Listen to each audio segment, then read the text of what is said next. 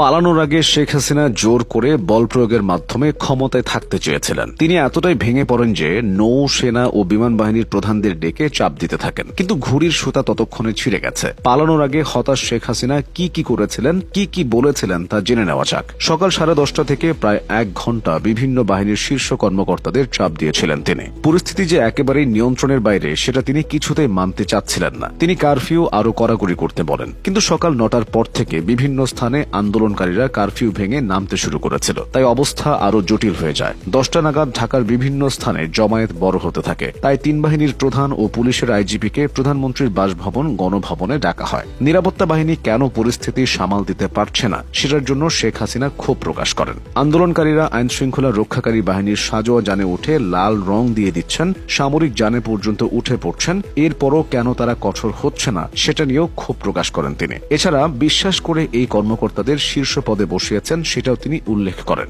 IGP জানান, পরিস্থিতি যে পর্যায়ে গেছে তাতে পুলিশের পক্ষেও আর বেশি সময় ধরে এরকম কঠোর অবস্থান ধরে রাখা সম্ভব নয়। ওই সময়ে শীর্ষ কর্মকর্তাদের পক্ষ থেকে বোঝানোর চেষ্টা করা হয় বল প্রয়োগ করে এই পরিস্থিতি সামাল দেওয়া যাবে না, কিন্তু শেখ হাসিনা সেটা মানতে চাচ্ছিলেন না। তখন কর্মকর্তারা শেখ রেহানার সঙ্গে আরেক কক্ষে আলোচনা করেন, তাকে পরিস্থিতি জানিয়ে শেখ হাসিনাকে বোঝাতে অনুরোধ করেন। শেখ রেহানা এরপর বড় বোন শেখ হাসিনার সঙ্গে আলোচনা করেন, কিন্তু তিনি ক্ষমতা ধরে রাখতে অনড় থাকেন। এক পর্যায়ে বিদেশে থাকা সজীব ওয়াজেদ জয়ের সঙ্গে ফোনে কথা বলেন একজন শীর্ষ কর্মকর্তা। এরপর জয় তার মায়ের সঙ্গে কথা বলেন। জয় তার মাকে বোঝান দেশে থাকা তার জন্য নিরাপদ নয়। শেখ হাসিনার শারীরিক নিরাপত্তার জন্য সবাই উদ্বিগ্ন ছিল। তারপর শেখ হাসিনা পদত্যাগের রাজি হন। তিনি তখন একটা ভাষণ রেকর্ড করতে চান জাতির উদ্দেশ্যে প্রচারের জন্য। ততক্ষণে গোয়েন্দা তথ্য আসে যে বিপুল সংখ্যক ছাত্র জনতা শাহবাগ ও উত্তরা থেকে গণভবনের দিকে রওনা হয়েছে। দূরত্ব বিবেচনায় 45 মিনিটের মধ্যে শাহবাগ থেকে গণভবনে আন্দোলনকারীরা চলে আসতে পারে বলে অনুমান করা হয়। ভাষণ রেকর্ড করতে দিলে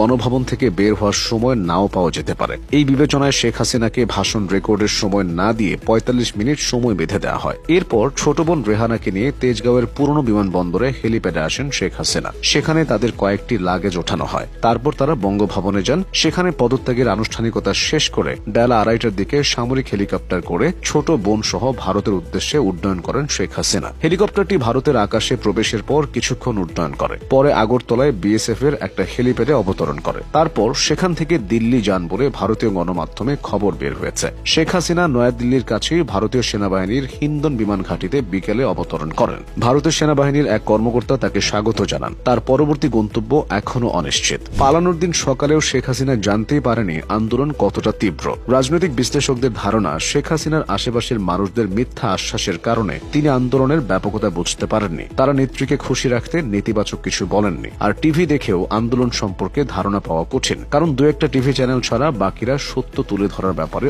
অতটা তৎপর ছিল না। সে যাই হোক, নেত্রী পালালেও আওয়ামী লীগের অনেক নেতা দেশ ছাড়তে পারেননি। বেশিরভাগই আত্মগোপনে রয়েছেন। তাদের বাসভবন ও ব্যবসা প্রতিষ্ঠান ব্যাপক ক্ষতির মুখে পড়েছে।